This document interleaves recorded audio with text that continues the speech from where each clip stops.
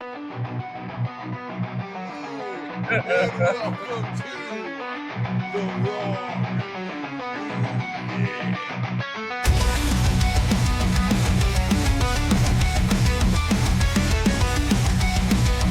No, he still get his ass whooped. He just positivity. I'm gonna do too. What's a real life situation? You get your ass handed to you. And you just, I got to go now. Nah, fuck that. Get out of here. Is another one of those that you're pretty sure is tucking something away by the end of the day.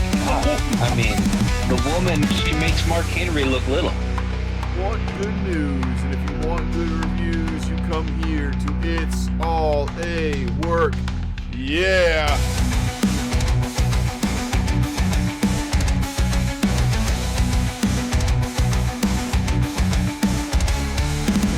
Snap into a podcast.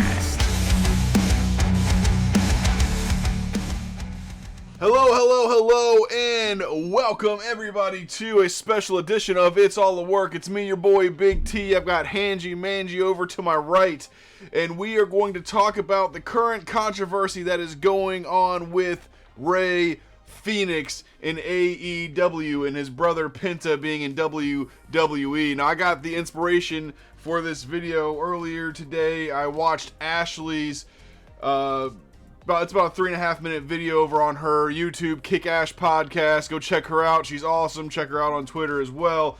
I basically promised that I would drop a Devil's Advocate video on this. Everybody's kind of talking about they're talking with their heart, right? They're like, everybody's like, oh, we're fans and we want to see this, we want to see that.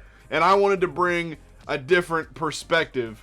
I mean, G, give me a 1,000-foot look at what you really think about this just right now. Just a 1,000-foot look without us going like deep into it. Honestly, let him out the fucking contract. Let him out the contract. But I'm gonna be from the fans' point of view because I get it and I understand the business. But let him out the fucking contract, and I'll get into it once we start going into details of why. Yep. Fair enough. And guys, before we get started, please like this video, share this video, subscribe to the channel, jump over to our Twitter, it's_all_a_work, and check out what we got going on over there. We're trying to build the community. Obviously, now that we have done the shameless promotion, let's go ahead and jump into it. I have broken this down basically into 5 questions, right? The 5th question is kind of it's kind of like an easy, whatever, fun question, right? But the 4 questions are more serious, right? So the first question is, for the hashtag Free Phoenix controversy, why was his contract extended in the first place, and how long is it extended for? So, just the facts here. Rey Fenix dislocated his elbow in early 2022, and he missed 4 months. He then missed 6 more months from October 2023 to the end of April 2024, and AEW made the decision to have him make up some or all of that time. We don't really fully know, but it is assumed that his contract and Penta's contract ended at the same time, which was December 1st of 2024. And if he worked out the entire 10 months that he missed, that would mean basically the end of September is when so right after SummerSlam, a little after SummerSlam, is when Rey would be available to jump ship over to WWE. Damn, that's a long time. Yeah. Damn. Yeah. Fuck that. So, I mean, here's the thing. Wrestlers get injured, and promoters have the ability to extend their contracts. That's just a thing that happens. Yeah, that's in the business. At the same time, if you're not making money off of it, if you're literally doing nothing with them, you just have them on an inactive roster. I mean, why? Why? Well, what's the point? Well, outside of keeping the other company from making money and building a profit off of that, why? Well, I'm actually really happy you asked that question. What's really funny is I took my notes today, and G and I did not go over my notes. Cine actually perfectly just segued into the second question, which is, why isn't Rey Fenix on AEW programming right now? So I sat down and I thought about this. I got 4 reasons. So G, hit let me know what you think as I go through them. One of those reasons is actually what you just mentioned. So when I naturally read it going through it, we can just skip it. But the first reason I thought of was because Tony Khan wants to delay the Lucha Brothers from being in WWE as a unit. And what I said is this is a business move, and it sucks for the fans, and it doesn't win you any popularity contests, but business is business regardless of morality sometimes. Is it the right thing to do? Personally, I do not think so from a moral standpoint, because you're not giving the fans what they want. And I think that it's going to hurt Tony Khan in the future more than not. But from a business perspective, money gained by WWE is money potentially lost by AEW. Well, regardless of how you look at it, because, we just got a whole merger with TNA and WWE, right? Yep. Why not kind of start to build the bridge between AEW and WWE? You already have one promotion. Why not build the bridge and bring in another promotion? Because honestly, you do good by me. Hey, let's talk out a deal. Let's make money together. Let's put some talent that hasn't mashed up yet together to see how they mash on different circuits. Okay. Televise that, make money off of that. WWE doesn't need it. More so, AEW does, though. I agree with that. They kind of need that shit. So go for it. No, I was just gonna say that's tough though, man, because AEW by a lot of people is considered WWE's direct competition. TNA is a wrestling company, but isn't their direct competition. Now, I use the phrase direct competition extremely loosely here when we're talking about 1,000 people at a 15,000 seat arena, but like. Right. When we're talking about 800 people, or we're talking about what was it, 500 people showing up to the one of the events, one of their rally events. Like I use competition very, very lightly, but still competition in one way or the other, nonetheless. But I mean, if you think about it, TNA is technically TNA would have been technically competition because they're televised. They also travel more. I mean, what does AEW do that TNA doesn't do? Televised, travel. Well, AEW has more shows, and AEW is on actual like networks. TNA was on the network too. But was not currently. Are they not currently? Well, I don't know. I could be wrong about that. I could be completely wrong. Fact checking, because I mean, if they're on a network, then. What exactly would be the difference? You can watch TNA on Zumo Play, VIX, and Plex. It does not look like you can watch it anywhere else. Let's see. Yep, Access TV. Access TV. Apparently that's a thing. AXS TV. Gotcha. It's cable television. I mean, it's something. And then they have their own program in TNA Plus, which is streaming. So it's fair. Which also they have streaming. AEW doesn't even have that. That's true. So as far as I know, though, TNA wasn't taking direct shots at WWE when AEW takes a shot at WWE any damn time they can. TNA takes shots. Well. They did take shots. Everybody takes shots at WWE. That's the goal right there. That's fair. Or well, that's the goal as far as like, I guess America's standards, because overseas New Japan is that goal. So fair. I would say New Japan is more of a competition than WWE, but that's just because it's global. Both of those are really global. Right. Well, either way, I think that a partnership would be cool and would kind of alleviate it, but man, I don't know if WWE or AEW are willing to and are that forward thinking right now. Well, clearly, because motherfuckers like, yeah, I ain't letting him go. No. Because I could see if he was doing something with him, not even putting him in the program, just having him on TV, having him do some signings or whatever. He ain't doing shit. He's sitting at home collecting the check. Yep. I want you to think about that business-wise. With our business that we're in, would they do that shit? We go sit at home and just collect the check forever? They did over COVID, but not forever. They gave you a free week, so. I'm saying that's a week. You talk about 10 months. I've seen a lot of GMs sit. I've seen 2 GMs now sit out for months because of mental anguish. Oh, I ain't seen that yet. That's fantastic. Yeah. Good for them, I guess. Wild. But either way, moving back to the point, you talk about making money. If you, and I've got a couple little pictures here, so if you go to AEW shop, Rey Fenix's merchandise has been pulled down. So you can click on his name, but as soon as you click on it, it says 404 not found. It takes you to a 404 page. So he is not receiving money from merchandise sales.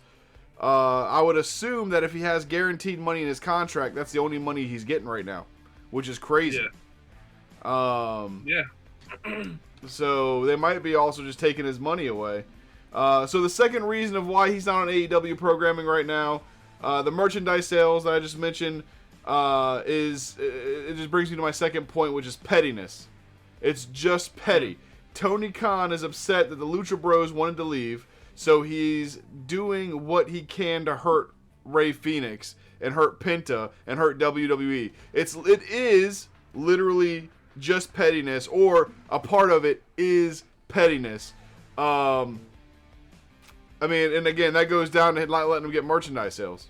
That's just extremely petty from a person who owns an entire wrestling company, in my opinion. Right. And that's the thing, like, as far as the contract is involved, if he's the owner and dude wants to leave, fuck it. All right, get the fuck out of here. You legit had the power to say, fuck the contract. Null and void. Get the fuck out of here. Yep. You ain't getting paid from here. Go do what you got to do. But he has that power to be like, well, I don't want you to leave, and I'm gonna make you stay 10 goddamn months. I heard he did it for Regal. He let Regal go. Regal said, I want to go back to WWE. Tony said, yeah, it's fine. Go ahead, go. Yeah. Because Regal was literally on an AEW show, and then he wasn't. Yep. When? So reason number 3 of why he's not on AEW programming right now, Tony Khan blatantly just does not want to give WWE better ratings. I mean, if you think about this, I mean, depending on who you talk to, the Lucha Bros were probably the top tag team in AEW, maybe the second top tag team in AEW, and he doesn't want to give more ratings to WWE. Having Rey work right now also rises more questions about Penta and could push people to WWE as more fans in general realize that AEW is forcing Rey Fenix to stay. So like putting him on just causes questions. Putting him on is an issue because of all the controversy, which will bring me to my 4th point. But do you have something you want to say about the 3rd point? Honestly, if he went about it the right way, it probably wouldn't have been no controversy. Right, and that if he would have went about it the right way, right, it wouldn't have been no controversy, and it'd been like, all right, well, just need you to work this out with me, do this, cool, yep. Let's hash it out. It's controversy now, so he's gonna show up. He's gonna bring awareness to how he's feeling. Rey Fenix like, yo, I'm in a straitjacket. Blah. Right. I'm locked up. Yep. And we're about to get to that. And that's the thing. Like, we'll get to this a little bit later too. We're going to touch on this like here and there. Rey handled this incorrectly. And that is actually pretty much point 4 because of all this shit that Rey has stirred up. So Rey has posted multiple allegations. He's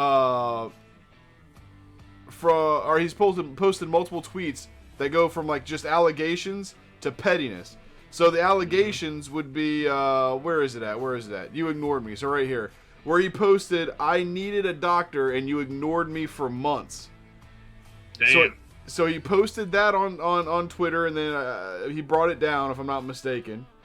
And then what G was just talking about, I have it right here, the My Prison thing. So it's him in a straitjacket, and bricks are sitting next to a brick wall, and basically it says, "No more gossip. My prison is AEW." And all of these things are not helpful to his situation. If I'm this person's boss, I'm like, dude, why this guy's dragging me through the mud? I don't want to sit down across the table from him and work this out. These are not motives for AEW to put him back in the ring or release him anytime soon. And having the fans on your side is absolutely fantastic. It's great to let the fans know what you're going through. It's great to have the fans on your side. But sometimes it hurts you more than it helps. Ask Corey Graves. Thing about that is, Corey Graves wants to be in WWE. He just wants a bigger role. Rey Fenix don't want shit to do with AEW. That's the difference. And and I'll say this is gonna hurt AEW in the long run. Cause if I'm Rey Fenix, after my contract is up and I go to WWE, I'm gonna show my ass. I'm gonna bring all my fans from AEW over to WWE, and I'm gonna show my ass and show the fuck out. Ain't nobody gonna be in to see AEW. Yo, fuck them. Yo, I'm just saying. I'm telling you, man. You can tell that you and I have been friends for so long, because literally the things that you're saying, you're literally working straight into my next points. When I was writing this out. Like, your thought process is literally going through how I was writing this stuff out earlier today. And that brings me...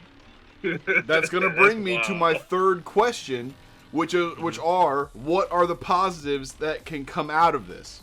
Right? So, the positives that can come out of this. Penta gets time in WWE, and he gets to learn how the machine works before his brother gets there, right? What this does is it gives Lucha Bros a second chance, quote unquote, before they even get their first chance, because whether or not Penta's singles run falls flat, he's going to learn how WWE works, he's going to learn how to work the system behind the scenes, and when Rey shows up, it'll be a big debut, and it will breathe new life into Penta, regardless of whether he is doing great, which I think he will, or, God forbid, it falls flat. Right. So, another positive that comes from this is that when Rey comes over in the summer or right after September, whatever the situation is, he's going to get an amazing ovation, and his merch sales are going to go through the roof. They're going to do the same thing they did with him that they did with Penta, and merch sales are going to fly. I hope they do better. Holy shit, I hope they do better. I hope they do better with Rey. Because honestly, I made the point of Penta, but I feel like somebody fucked up with that. What do you mean? The worst kept secret? Oh, yeah. Nah, I hope they do better with... No, the sales went through the roof with Penta, though. So maybe it's a formula there they're trying to test out, but... Goddamn, keep it a secret when you do get them. Yep. But,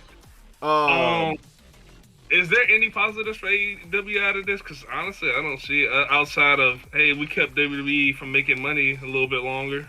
I thought about it. There is not one positive out of AEW unless Tony Khan puts him in the ring. The only way that Tony Khan can turn this into money is he needs to say, Rey, I know you're upset with me. Here's a mic. Go out and talk about it. And let's turn this into something.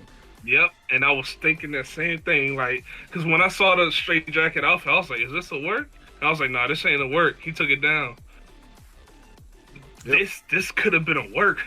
Like, you got a whole photographer there. Like, yo, we about to show your grievances. I piss you off. Tell me how mad you are. Tell me to suck dick. Yeah. Well, That's money. yeah. To quote one of the greats, that people don't like to call him a great, but he is, to quote one of the greats, controversy creates cash. Let the controversy be the controversy. Let it be a thing. But I don't think Tony Khan's smart enough to do that.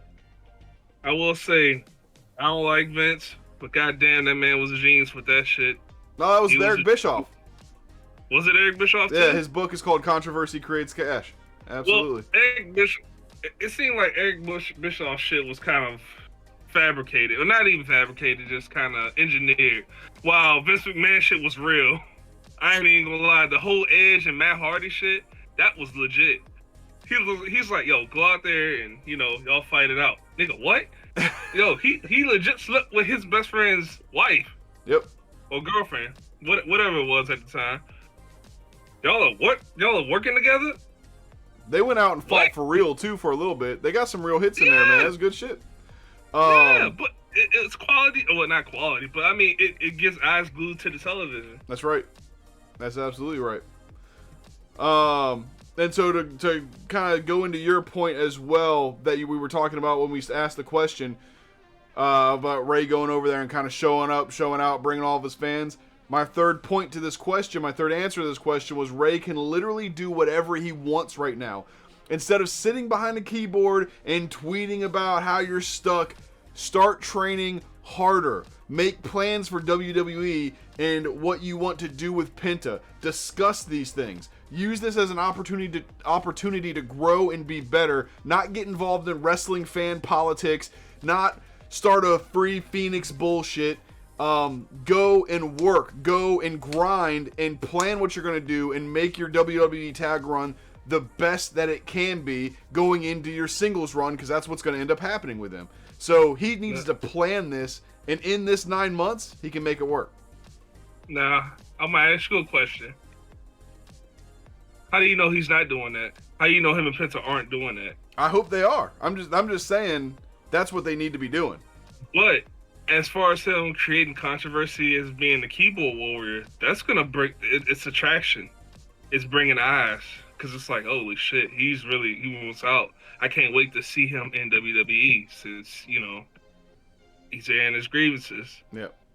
It's like we were talking about, controversy. And unfortunately, keyboard warrioring is controversy nowadays. So, okay, we're going to get the controversy from the internet. Let me hit you with one more. Let me hit you with a rebuttal of that, though. It's January. Mm-hmm. Cody Rhodes and Roman Reigns was the biggest story of 2023, and they missed the mark, and they made him go an extra year to win the title in 2024, and it was not as hot. Do you think that this controversy will be as hot in September if he just does keyboard warrior stuff, or should he focus on something else? So, I don't think it'll stay hot if you continuously nagging, then no. But you pick your spots, you pick your moments. Give a little reminder like, hey, fuck this company, I'm still here. Yeah. Fairly all through January, all through February, do one in January. Wait till March, April. Little shit here. May, June, July. Oh, it's on, baby. 2 more months, start giving hints. August, September. Then you see a motherfucking picture with the cuffs off his wrists. Yeah. That shit is hot. Tell me that's not hot. Nah, you're right. That's a way to keep it up. I'm just hoping that more casual fans will follow it, is all I'm saying. I hope so. I mean, it's because what you're saying is good. What you just spelled out is good. They just got to do it right. Yeah. That's all it is. And that's all it is. Yeah. So, all right. So now we're going to move on to the devil's advocate view. So I've thrown some harsh things out. Now I've talked about some harsh things. But now I'm going to get down to the facts, and then or the facts of the situation, and then we'll move on to the last question and send everyone home happy. So, the devil's advocate view is this, and it was actually said perfectly by Tom Peastock, which is Baron Corbin, on Twitter here. So, first of all, what I said was, Rey signed a contract, right? Part of the contract is Tony being able to extend it without a guarantee that he'll use them. This means that he gets paid, assuming he gets paid in the contract, regardless of working. But, you know, this is the real world. So if you sign a contract, you must adhere to it. Doing things like spilling your dirty laundry on the internet and hyping up the fans is immature and needless. Got to be an adult sometimes and just kind of bite the bullet, take it on the chin. Like I said, Baron Corbin said as much when he tweeted, if you sign a contract, you honor it. Would it have been okay if Tony didn't pay him while he was hurt or out of action? The answer is no, because Tony signed the contract as well. You can't switch teams after getting what you want and signing the contract. That's fair. So all the fans are like, free him, let him go, this, that, and the other. I want to see him go too. I think Tony Khan should do the right thing. But the fact is, at the end of the day, Tony Khan is within his rights to do what he wants to do. It doesn't matter what we say. It doesn't matter what we think. And it doesn't matter if he's being stupid and this is going to ultimately hurt AEW, which it is, if he doesn't do it right. So, I mean, but you know, if Tony does the right thing and hands Rey Fenix the mic and says, go out and draw me a crowd, air out, you know, whatever, say anything you want to say about me, and then let's start a feud with X wrestler. Let's do it.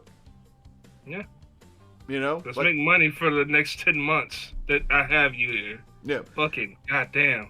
I mean, hell, I don't know exactly what's going on in AEW right now, I won't lie. But if Rey Fenix went out and said all the stuff he said about Tony Khan, and then the Young Bucks came out and they said, look, man, that's our boss. You know, we run this company together. It was our decisions to do it, and if you have a problem with us, say it to our face. And then he does a program with the Young Bucks, and the Young Bucks kick his ass until September. Fine, cool. At least everyone's making money. It's fair. That is fair. I don't know. I just think it'd be smart for him to do whatever he's got to do. Make money off of it. Don't just let him at home and while you losing money. But like you said, contract's a contract. It is what it is. If I'm Rey Fenix, my grievance is just a little bit. I'm gonna get some heat behind me for when I leave. Like, outside of Tony Khan telling him to take it down, hey, I took it down. But it's already in it's already in the IWC's mind though. It's already there. So that's fair. Yeah. That's fair. Yeah. So now let's send him home happy. Let's say a couple dream matches. When Phoenix shows up, obviously it's going to be to bail out Penta. So in a tag team situation. So what do we think, man? Who do we want to see? What are some dream matches for Penta and Phoenix right now in WWE? Motherfucking Lucha Brothers versus Rey Mysterio and Dragon Lee. I hate the whole luchadors only fight luchadors. Yeah. That is still one fucking match I want to see. That is one fucking match I want to see.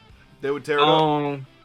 Yeah. Now, long shot in hell. A Seth Rollins KO tag match with Penta and Rey Fenix would also tear it up. Man, what? I don't know how you would get there. Fucking figure it out. I would like to see Angel Umberto go against them. I think it'd be great. I know that's like the bottom rung of SmackDown right now or whatever, but I think that would be a really good match. It'll still be a good match. My God, I'm pretty sure they've met somewhere, but Motor City Machine Guns versus them. Yeah, Motor City Machine Guns and Lucha Bros, definitely. Because I've never seen it, but I'm sure it'd be great. Honestly, look, we still need that Chelsea Green and Penta match. So Chelsea Green and EO versus the Lucha Bros. Man, I would like to see God versus the Lucha Bros. Man, maybe Jacob Fatu standing in for Tongaloa. I don't know. Tongaloa don't have it no more. I don't think. Tonga got it. I just feel like they're not utilizing this motherfucker as much. Like, Tama Tonga has the Jacob Fatu effect, but it just, I don't know. Jacob Fatu got hyped up so much. Hence, Yep. the merch. You got the last hoodie at WWE. Yo, they printed out at least 70 million more though. No, I'm sure. But now, for real, they hyped up Jacob Fatu so much to the point where he just kind of overshadowed everybody in the new bloodline. Nobody cares about anybody else but Jacob. Yep. However, the other three members, they could work though. I know a lot of people get on Solo, but whatever. Those other three, they can work. So I would love to see Tama Tonga, Jacob Fatu, or even Tonga Loa if he gets his shit together and they don't make him look like a botch fest. Yep. It'd be good shit. I agree. Either way, look, man, there are good things coming for Rey Fenix. At the very, very soon, or the very, very latest, September, when he will inevitably debut in WWE. Penta's going to go on a tear through WWE. It's going to be awesome. Hopefully he gets some IC matches. Hopefully he gets a couple world title matches here and there sprinkled in. But either way, I'm excited. I think that the case is now closed for Rey Fenix for now. Gee, is there anything that I have missed that you would like to add to Rey Fenix, man? Spill your guts if you got it. No, we covered everything with Rey Fenix. That is kind of so solid and closed up. One word to Penta. Don't oversell like that again. God damn. Yo, that leg sell was legendary. Oh man, you see someone? Did I send that video in the group chat with you, me and Dresh, where the guy was where they dubbed the thing on there? Man, that shit was so funny. Oh man, we'll have to share that on the Twitter, or the Facebook. Speaking of which, guys, like, share, and subscribe. Please like, share, and subscribe. Tell your friends about us. Go over to the Twitter, check us out. Go over to Facebook, check us out. The name is the same no matter where you go. The name is It's All a Work. Yeah, snap into a podcast. Gross. All right, we out.